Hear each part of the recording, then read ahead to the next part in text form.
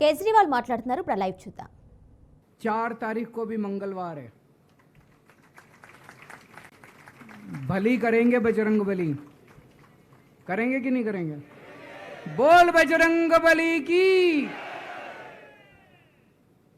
इनका नाश करेंगे, तानाशाहों का नाश करेंगे। अपने को किसी व्यक्ति विशेष से अपनी कोई दुश्मनी नहीं है, अपनी दुश्मनी तानाशाही से है। तानाशाही बर्दाश्त नहीं है अपने को। तो 4 तारीख को भी मंगलवार है और बजरंग बली का मेरे ऊपर, पार्टी के ऊपर बहुत आशीर्वाद है, देश के ऊपर बहुत आशीर्वाद है। मैं प्रार्थना करने गया था बजरंग बली को कि हे बजरंग बली मेरे देश को बचा लो।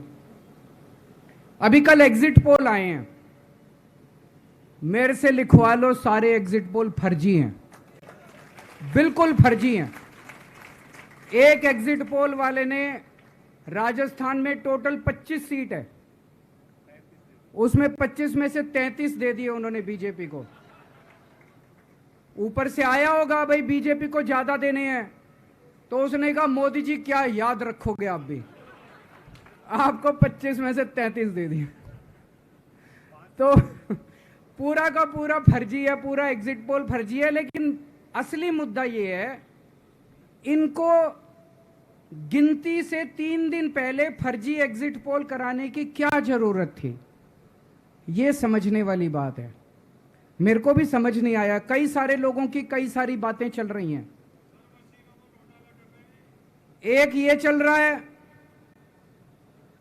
कि इन्होंने मशीनों का घोटाला कर दिया, लेकिन मैंने संदीप पाठक को भी बोला है और मैं सारे इंडिया गठबंधन की पार्टियों को बोलना चाहता हूं, अपने अपने काउंटिंग एजेंट को बोल दो पूरी तरह से सतर्क रहे। आखिरी तक अगर हार भी रहे हैं तब भी उठ के ना आए। कई बार क्या होता है, 1 राउंड में, 2 राउंड में, 3 राउंड में हार गए तो उठ के चले जाते हैं। उठ के नहीं जाना। सबसे लास्ट में रैंडम जितने बूथ होते हैं, ईवीएम मशीन होती है, उसकी पर्चियां पड़ती हैं। उन पर्चियों में से 5% पर्चियां उठाई जाती हैं। उन 5% ईवीएम की मैचिंग वीवीपैट की स्लिप से कराई जाती है। वीवीपैट पे जो स्लिप है उसकी काउंटिंग होती है, जैसे बैलेट पेपर की काउंटिंग होती थी, और उसकी काउंटिंग और ईवीएम की चेकिंग होती है दोनों की। एक भी मशीन अगर मैच ना करे तो वहां चुनाव रद्द कर दिया जाता है। तो अगर आपने ये चेकिंग कर ली वहां पे, तो इसका मतलब फिर ईवीएम का घोटाला हम बचा सकते हैं। फिर ईवीएम के घोटाला अगर कर रखा इन्होंने तो हम उसको एक्सपोज कर सकते हैं। तो सब लोगों ने लास्ट तक रुक के, आपका कैंडिडेट हार भी रहा है तब भी आखिरी तक रुक के आपको ये ईवीएम की चेकिंग करा के आनी है, ईवीएम और वीवीपैट की मैचिंग करा के आनी है। एक थ्योरी ये चल रही है कि इन्होंने इतना ज्यादा सीटें इसलिए दिखाई क्योंकि इनके लोगों ने शेयर मार्केट में इन्वेस्ट कर रखा है, और कल जब शेयर मार्केट खुले तो बम्पर होगा, तो ये अपने शेयर बेच बाच के खुद तो निकल लेंगे। बाकी एक थ्योरी ये चल रही है कि अफसरशाही पे दबाव डालने के लिए अगले 3 दिन में अफसरों से उल्टे सीधे काम कराने के लिए एक माहौल बना दिया गया। भाई आ तो हम ही रहे हैं, तो हमारी बात मानो, उल्टे सीधे काम करो, काउंटिंग में गड़बड़ कराएंगे, सब कुछ करेंगे। लेकिन फिर से मैं कह रहा हूं, अपने को, अपने काउंटिंग एजेंट, एआरओ, सब आरओ, सब लोगों को अपने को ट्रेन करके भेजना है और अपने को चौकन्ना रहना है। बाद में हम कहते रहे इन्होंने ये कर दिया, उसका कोई फायदा नहीं होगा। अभी अपने को चौकन्ना रहना है।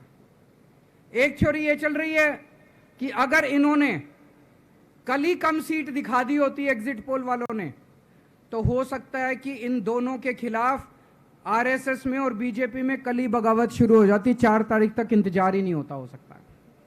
तो कई सारी थ्योरी चल रही हैं, लेकिन अपने को सतर्क रहना है, चौकन्ना रहना है। मेरा अपना मानना है कि 4 तारीख को इनकी सरकार नहीं बन रही है।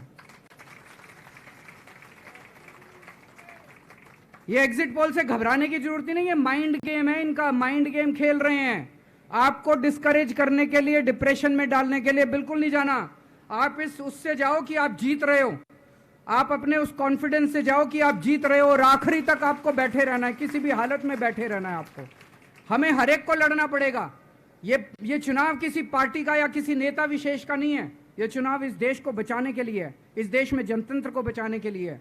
जिसके लिए भगत सिंह, गांधी जी सब लोग लड़े थे, वही माहौल आज है। जिस तरह से हमने अंग्रेजों को हटाया था, आज इस सत्ता को अपने को हटाना है। तो मैं सभी आप सब लोगों का, सभी साथियों का बहुत बहुत शुक्रिया अदा करना चाहता हूं। बहुत साथ मिला आप लोगों का इन 21 दिनों में। अब जब भी मैं लौट के आऊंगा फिर मिलेंगे आप लोगों से। तब तक के लिए अलविदा।